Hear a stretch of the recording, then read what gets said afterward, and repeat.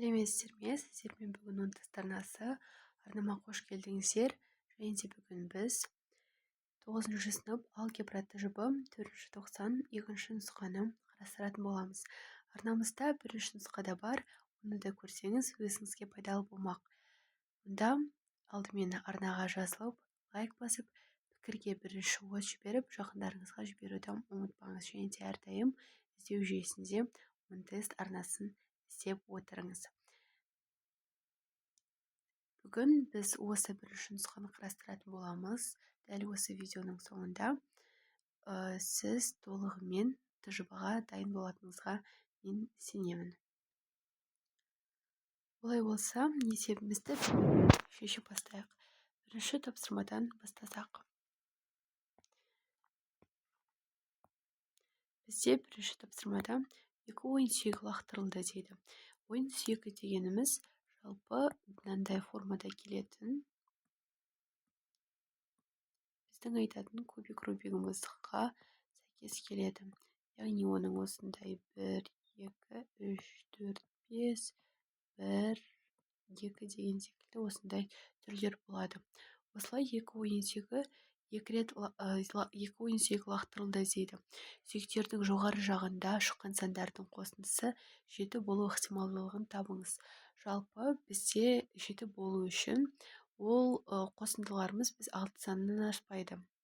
Ол біздің ең жоғарғы санымыз. Және де ол 1 плюс 6 немесе 2 плюс 5 немесе 3 плюс 4 және де ары қарай қайтадан 5 плюс 2. Яғни дәл осы мүмкін жағдайларды біз 2-ге көбейткен кезде бізде барлығы 6 жағдай болады. Ал енді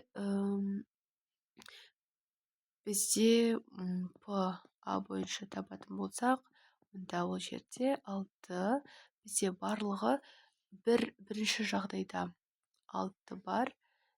2-ге көбейтеміз, барлығы 36 рет әртүрлі түрде түсуі мүмкін. Яғни барлығы 36 жағдай болатын болса, қысқартып ол тең. Яғни 6 рет ақтырғанда оның біреуі бізде екеуінің қосындысы 7-ге тең бола алады. Яғни жауабы 0,16. Ал сіздерге түсінікті болды деген ойдамын. Онда біздің келесі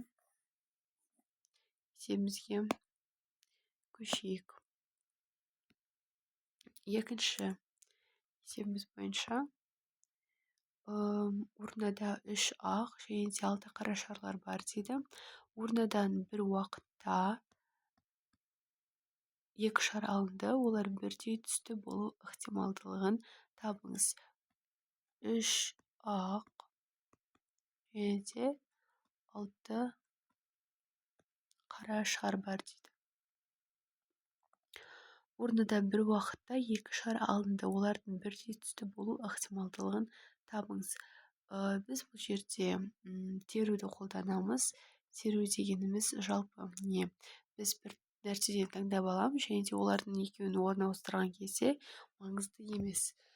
Біз бұны неліктен қарап жатырмыз? Біз барлық мүмкін жағдайларды табу үшін. Біз бірінші бір орнадан бір уақытта 2 шар алынды дейді.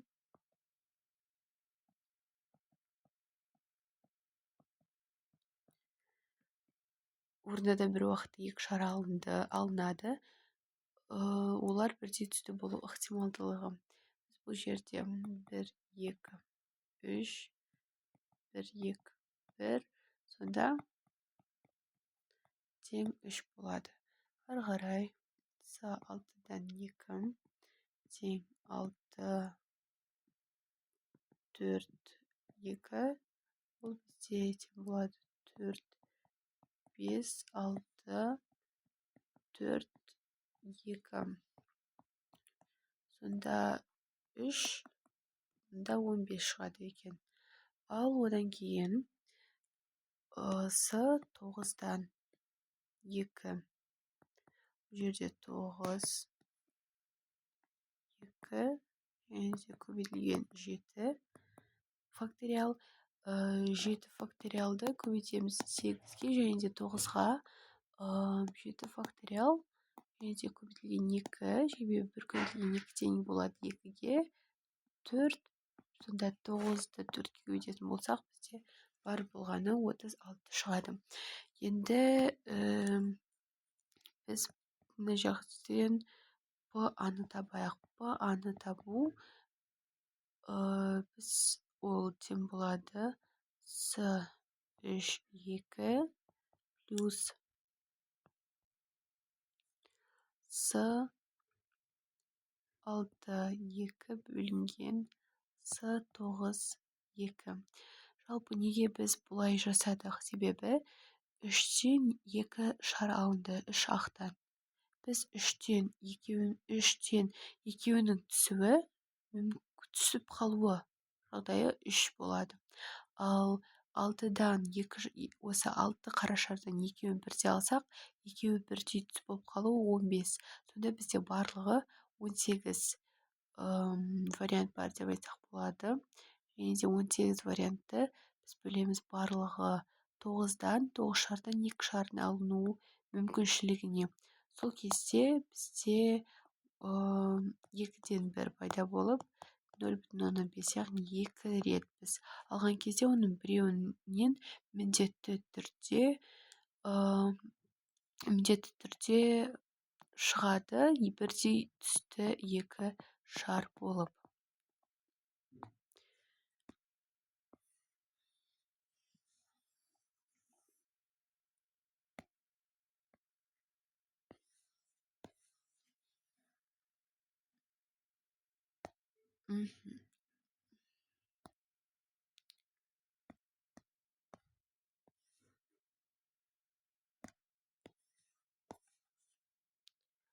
Ал енді үшінші есебімізге көшейік. Үшінші есебімізде не дейді?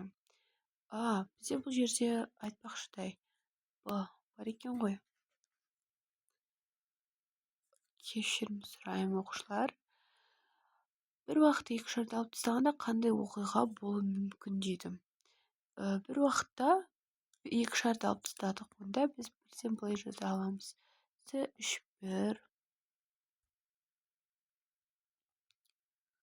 3-тен 1 3 факториал 1 факториал 2 факториал және де 1 2 3 1 1 2 тең болады 3 және де с6-дан 1 6 1 5.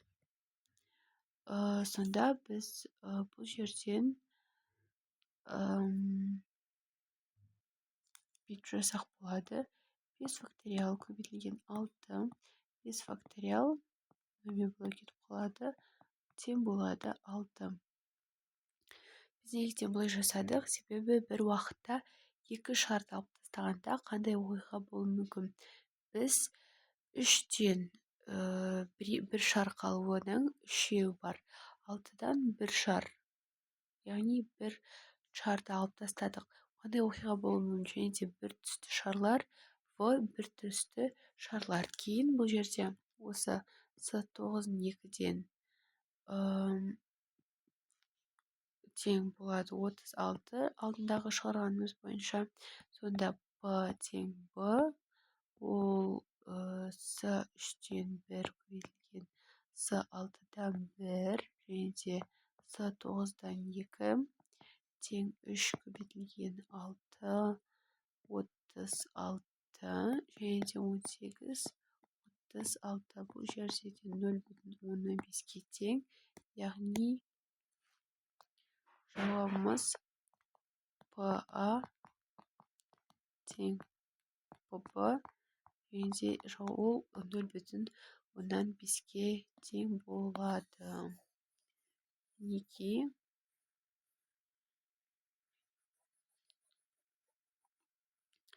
Міне бізде осындай жауап. Енді үшіншімізге келейік. Үшіншімізге келсек, не делінген екен? Бұйымдардың сапасын тексеру үшін 200 бөлшектер зерттелді. былай жазып аламыз. Зерттелген бөлшек 200 дана.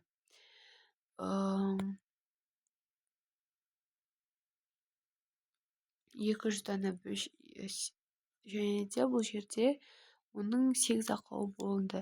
Наугад алынған бөлшектің жарамды болу ықтималдылығын табыңыз дейді. Жарамды болу ықтималдылығы біз бұл жалпы 208 192 және ПА ол бізде 200-ден 192, яғни оны бөлетін болсақ бізде 0,196 шығады.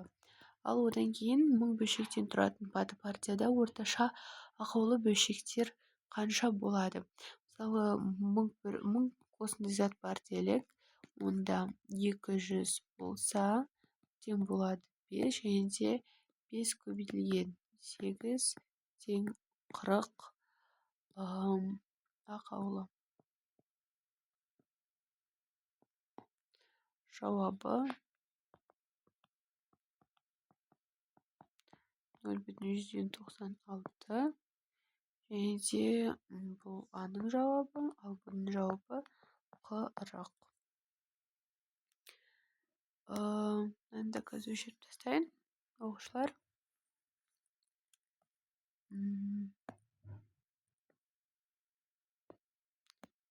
Енді біз төртіншіге келер болсақ, бізде төртінші тапсырмамызда радио шеңберінің ішінде R на удачу нүкте тасталған. Радио шеңберінің ішінде мысалға біз ол үшін мынандай шеңбер сызып алсақ алдымен. Мысалға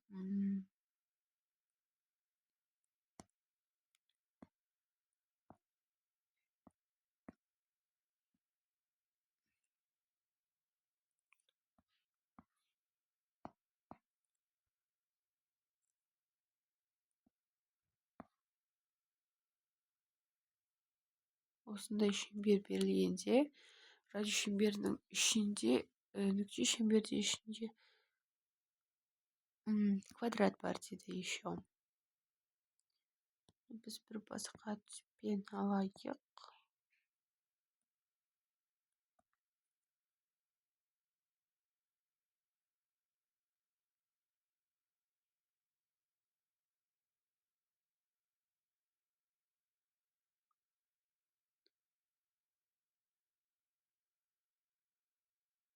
Міне осындай. Және де тағы да бізде бар нәрсе ол осындай диаметрлер жүргізілген деп айта аламыз. Бұл жердегі сонда біздегі бар дүние. Оқушылар сіздерге жауабын жазып қойдым. Осындай жауапқа ие болады. Енді біз осыны шешейік бірге. Біз бірінші былай формуланы жазып алайық. Синус квадрат 2 альфа, а квадрат плюс 2аб плюс б квадрат деген формула бойынша 6 синус 2 альфа және де косинус 2 альфа деген бізде формула бар. Кейін 9 косинус квадрат 2 альфа және де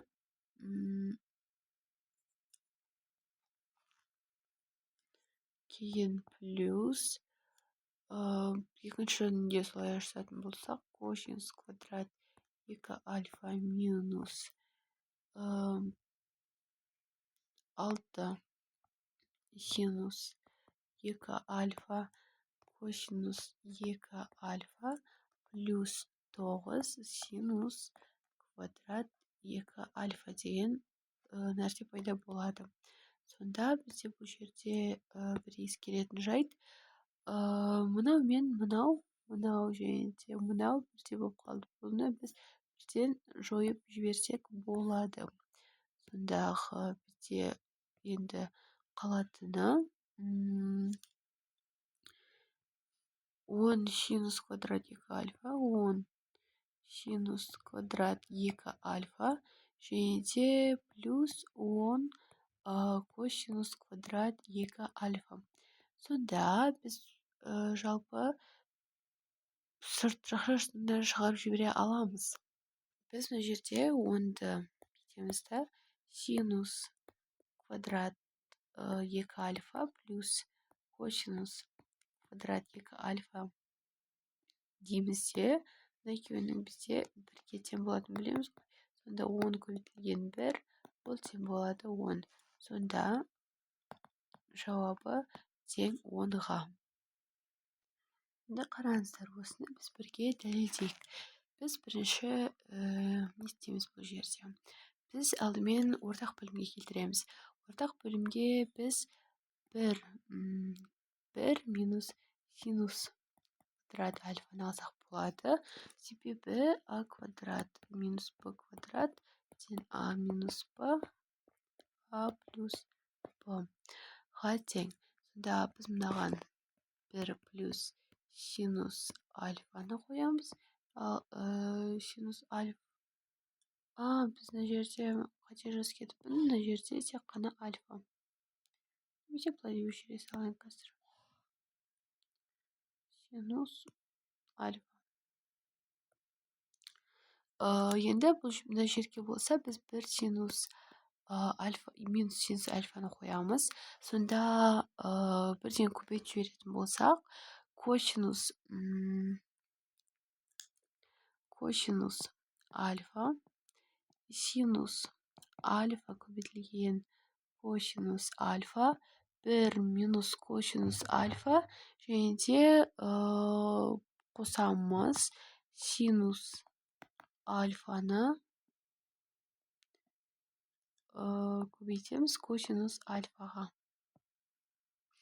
Сонда бізде жауабында байқап отырсақ, косинус альфалар кетіп қалады да, 2 синус альфа косинус альфа шыға келеді. Бұл бізде бөлімінде де жазуды ұмытып кетпейік. Бұл бізде қандай формулаға келеді? Біз жалпы мынандай формула қайдан шықты? Бізде мынандай формула бар. Косинус квадрат плюс синус квадрат альфа тең болады 1 деген. Сонда косинус альфаны бүйтіп шығарып жіберсек тауып аламыз. Яғни бұл дегеніміз косинус квадрат альфаға тең. Енді біз бүйтіп алсақ болады. Косинус квадрат альфа 2 синус альфа косинус альфа. Мен бір кетіп қалып, мына жерде бір дәрежесі қалады. Сонда бірден 2 тангенс альфа тең болады. Себебі синус альфа мен косинус альфаның бөлінгені ол тангенс альфаға тең. Сонымен біздің бұл есебіміз де дәлелденді. Онда біздің бүгінгі тжб видеомызды соңына қарай тамамдап қалыпты. Жалпы менің каналымды жаздада бір қарап қойыңыздар, себебі жаздада видеолар түрлі қызықты салатын боламыз. Осы арнаға жазылып, мені үнемі де қолдап кетіңіздер, және де өздеріңізге сабақ пайдалы болды ма, соны жазып, жаңа сабақтардан ешқандай да құр қалмау үшін каналды қолдап өтіңіз. Онда соңына дейін көргенің үшін жарайсыз. Сіздерге сәтті күн тіледім. Сау болыңыздар.